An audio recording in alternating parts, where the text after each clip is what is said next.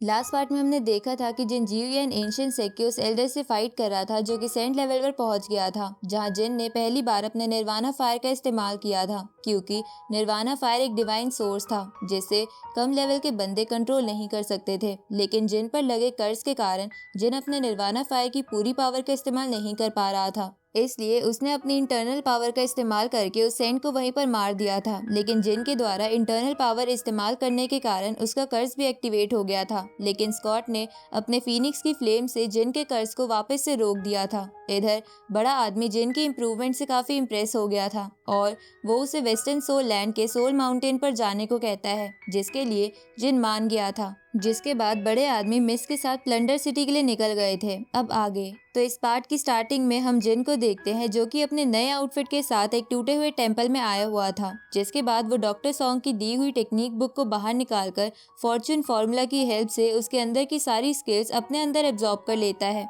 जिसके बाद जिन अपने होली न्यूरॉन की मदद से एक स्पिरिट क्लोन बनाते हुए कहता है कि अब मैं अपनी नई टेक्निक की प्रैक्टिस कर लेता हूँ। इसके बाद वो ये कहते हुए अपने उस क्लोन पर पॉइजन पाम से अटैक करता है, जिसके बाद वो एक पॉइजन स्नेक से उस स्पिरिट क्लोन को डिस्ट्रॉय कर देता है। ये देखकर जिन सोचने लगता है कि मेरी इस टेक्निक से तो होली न्यूरॉन की पावर कुछ ही सेकंड्स में डिस्ट्रॉय हो गई, इसलिए वो खुश होते हुए बोलता है कि ये पॉइजन पाम टेक्निक तो सच में बहुत पावरफुल है। साथ ही वो डॉक्टर सॉन्ग को थैंक्स भी करने लगता है क्योंकि उन्होंने इतनी रेयर बुक जिन को गिफ्ट करी थी। इसके बाद जिन कहता है कि लकीली मुझे ये टूटा हुआ टेंपल मिल गया, इसलिए मैं यहाँ बिना डिस्टरबेंस के बैठकर आराम से पावर ऑफ डिस्पर्जन की प्रैक्टिस कर सकता हूँ। अब वो वहीं बैठकर प्रैक्टिस करने लगता है। उसी वक्त हमें पास्ट का सीन दिखाया जाता है जब जिन और जेनी बैठकर बातें कर रहे थे, जहां जेनी जिन से कहती है कि अगर तुम्हें सभी 5 कॉन्टिनेंट में सबसे पावरफुल बनना है तो तुम्हें फाउंडेशन को फिर से बनाना होगा, क्योंकि जैसे जैसे तुम आगे जाते जाओगे वैसे वैसे तुम्हारे फाउंडेशन पर जोर पड़ेगा,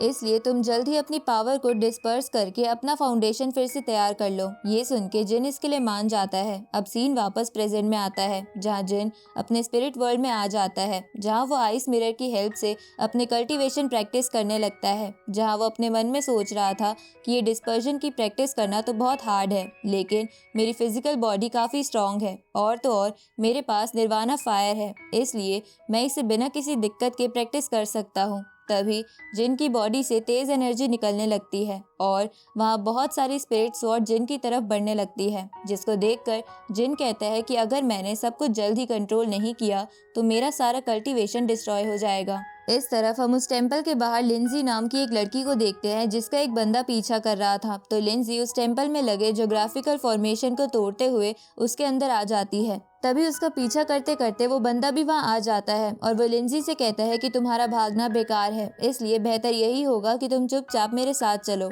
ये सुनकर लिंजी गुस्सा होते हुए कहती है कि अगर तुम्हारे अंदर इतनी हिम्मत है तो मुझे यहाँ से ले जाकर दिखाओ। इसके बाद वो अपना ऑरा रिलीज करने लगती है, जिसे देखकर वो बंदा कहता है कि भले ही तुम वर्चुअल सेंट की पीक पर हो, लेकिन मेरी फिजिकल बॉडी बहुत स्ट्रांग है, इसलिए तुम अपने बग और बटरफ्लाई से मुझे कभी नहीं हरा पाओगी। अब वो एक फॉर्मेशन बनाकर लिंजी पर अटैक कर देता है, तो लिंजी भी उसके सभी अटैक को एक फॉर्मेशन की हेल्प से डिस्ट्रॉय करने लगती है। वहीं अंदर बैठे जिन को पता चल जाता है कि बाहर कोई 2 वर्चुअल सेंट वाले बंदे फाइट कर रहे हैं, क्योंकि उसके ज्योग्राफिकल फॉर्मेशन को कोई कमजोर बंदा डिस्ट्रॉय नहीं कर सकता था।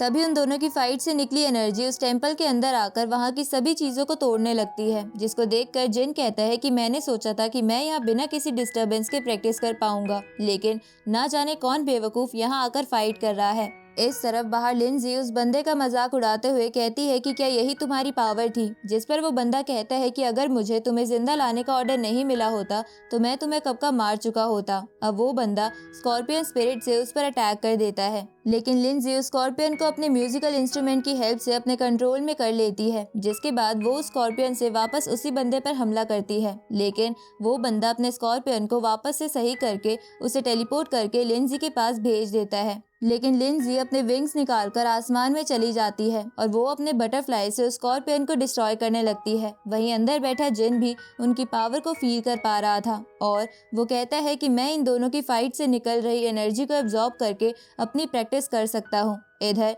लिंजी अपने बटरफ्लाई से स्कॉर्पियन को डिस्ट्रॉय कर देती है, जिससे वहाँ एक बड़ा सा एनर्जी ब्लास्ट होता है, लेकिन जिन उस सभी एनर्जी को अपने अंदर एब्जॉर्ब कर लेता है। जिसके बाद वो अपने स्पिरिट वर्ल्ड में आकर देखता है तो अब सब कुछ नॉर्मल हो चुका था। जिसके बाद वो अपने आइस मिरर को टच करने का ट्राई करता है, लेकिन तभी उसका मिरर इवॉल्व हो जाता है। वहीं बाहर लिंजी अपने बटरफ्लाई की हेल्प से उस बंदे को वहीं मार देती है। इधर जिन भी अपने कल्टीवेशन को पूरा कर लेता है, जिसके बाद वो खुश होते हुए सोचने लगता है कि अब मैं अपने निर्वाणा फायर को और भी अच्छे से कंट्रोल कर पा रहा हूँ। जिसके बाद वो वहाँ से खड़ा होकर बाहर आता है तो लिंजी जिन को देखकर उससे पूछती है कि तुम कौन हो। ये सुनकर जिन उस पर गुस्सा होते हुए कहता है कि तुम मेरे प्लेस पर फाइट क्यों कर रहे थे, और तो और तुमने इस पूरे प्लेस को डिस्ट्रॉय कर दिया है। जिस पर लिंजी उससे माफी मांगते हुए कहती है कि मेरा यहाँ तोड़फोड़ करने का कोई इरादा नहीं था। तो जिन उससे कहता है कि सिर्फ माफी मांगने से कुछ नहीं होगा। इसके बाद वो नौटंकी करते हुए बोलता है कि ये प्लेस मेरे मास्टर का था, जिसको कि तुमने तोड़ दिया। अब जिन रोने का नाटक करते हुए कहने लगता है कि मास्टर मुझे माफ करना, मैं आपके प्लेस को सेफ नहीं रख पाया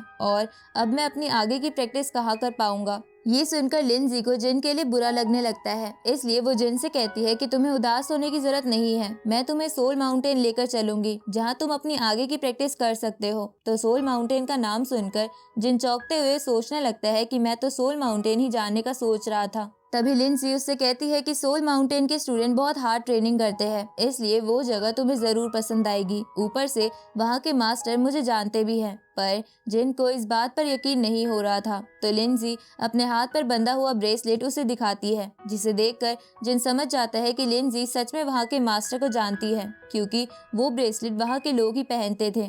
इसके बाद वो जिन से अपने साथ चलने को कहकर वहाँ से जाने लगती है, तो जिन भी उसके पीछे पीछे चलने लगता है। और इसी के साथ ये पार्ट यहीं खत्म होता है।